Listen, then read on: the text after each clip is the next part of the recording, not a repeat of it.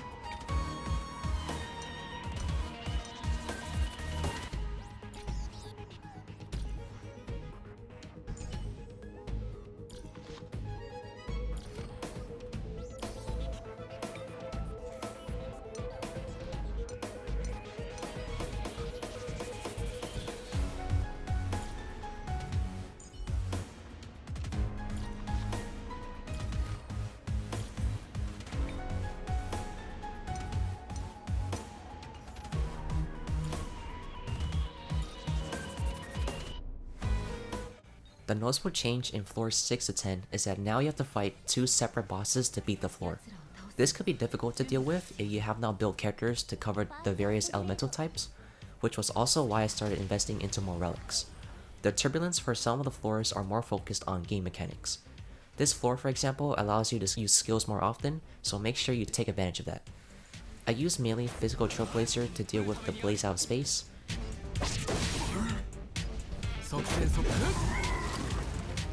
and Hurt and Serval to deal with the Searing Prowler and the Fragmentum guards. The Searing Prowler is the more dangerous enemy on this floor, so I recommend prioritizing building characters that are effective against that boss. A healer will be great for recovering HP after the Prowler uses its enhanced AoE attack. You should be able to beat this floor after some investment.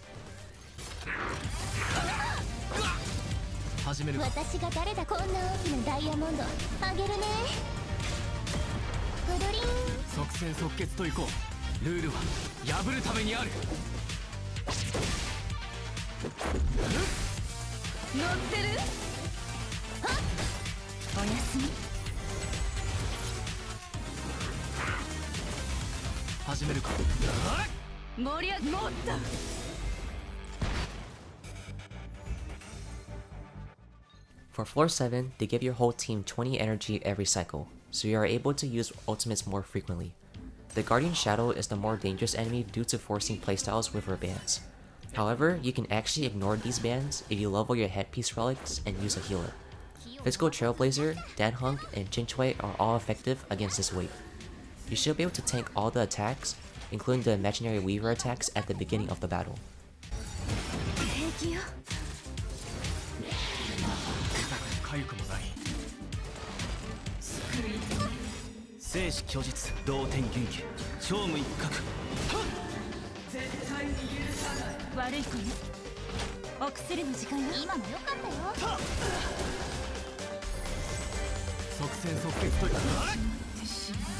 For the Silver Main Lieutenant, Chinchwei shuts him down.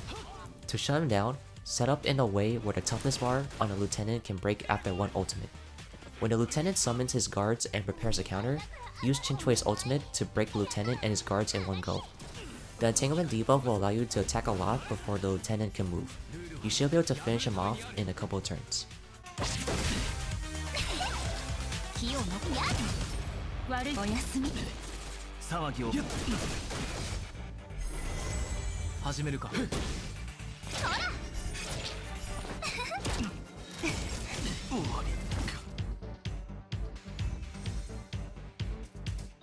Floor 8 will boost the attack of the ally with the highest attack by 60%.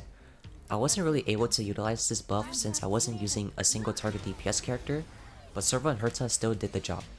This floor is just a combination of floor 2 and 5, so previous strategies apply here. For a Grizzly, use Serval's ult to take out the exploders,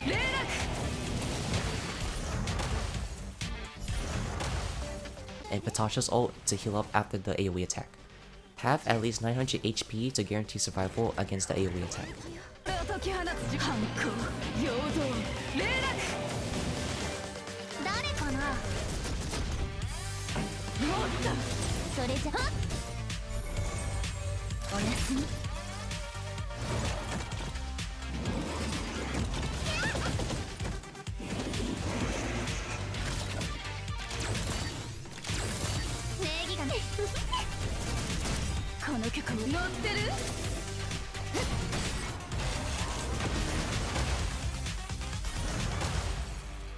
For the Direwolf, you can simply heal back the damage dealt with Natasha. Your only concern for this floor is your level of investment, so invest into your lightning and ice characters against these bosses.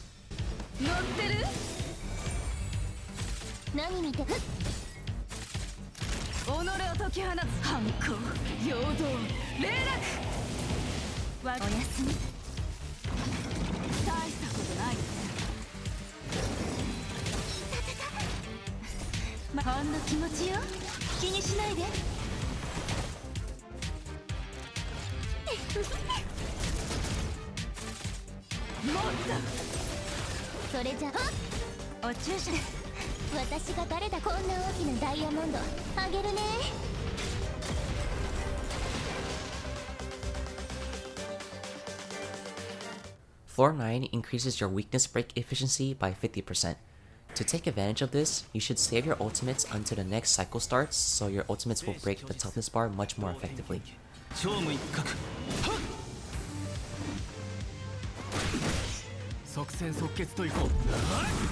The threat for this floor isn't actually the Trampler. The real threat is the Eliminator. The Eliminator deals high single target damage and applies a 3-stack debuff that causes your affected character to take additional damage from any attack. This additional damage will shred your character if left untreated. If you have the Cleanse Trace unlocked for Natasha, for example, you can heal and remove the debuff. The Eliminator is also tanky itself, so try to focus on both the Trampler and the Eliminator at the same time. You may have to restart if you get unlucky.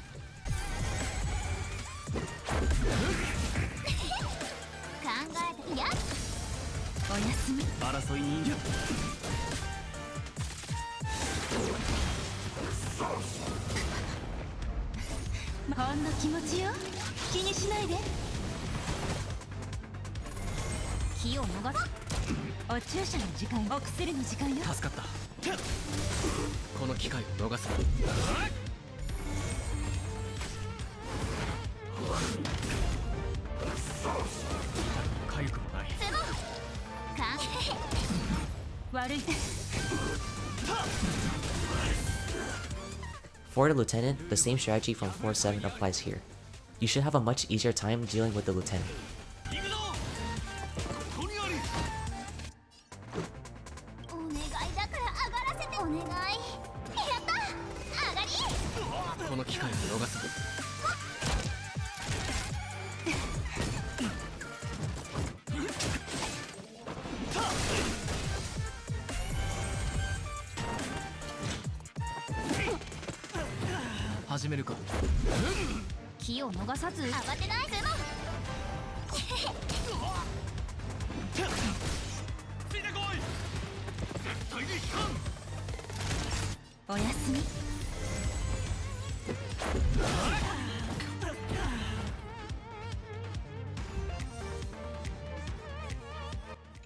Floor 10 increases your crit rate by 8% after every cycle, and will continue to stack until it caps at 40% crit rate.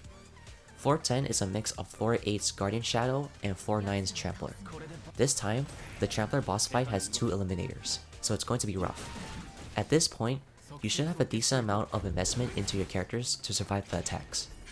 Changeplay really helped me deal with the Eliminators to allow my physical Trailblazer and Danhung to focus on the boss more often.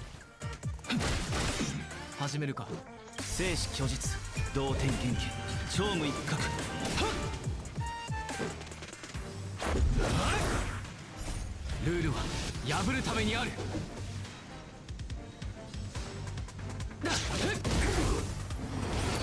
手の施しようがないわね。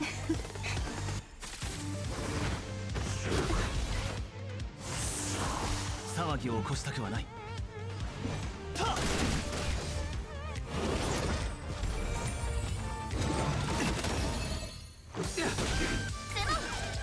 えても無駄。お願いだからお願い。やった上がり。お薬の時間よ。安心しろ。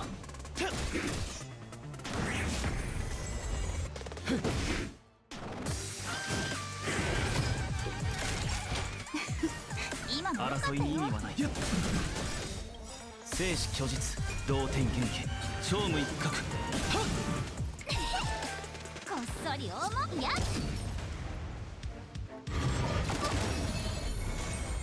即戦即決といこう。おやすみ。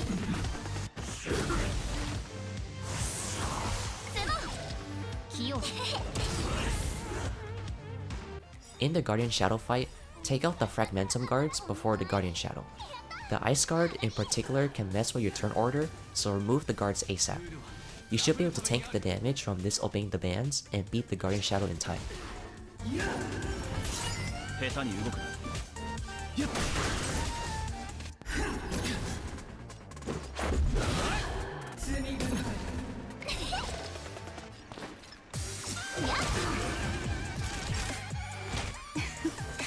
安心しろ。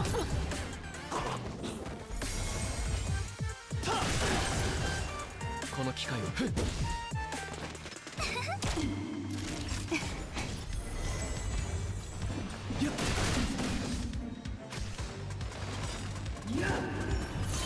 生死虚実同点元気超無一角。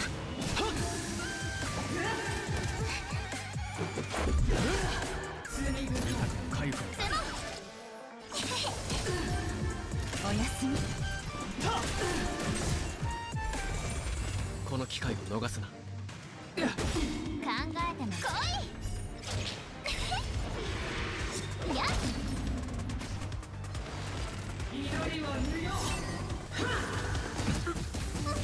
悪い子ね。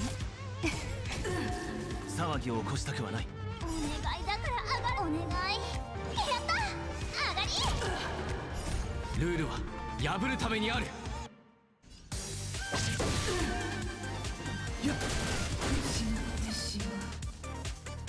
And that should hopefully be the floor 10 3-star clear in Forgotten Hall. I hope this guide was just as helpful as my previous Forgotten Hall guide. As of right now, I haven't been able to beat floors 11 to 15 with the same characters in this guide, but floors 14 and 15 are big DPS checks if you're trying to 3-star them.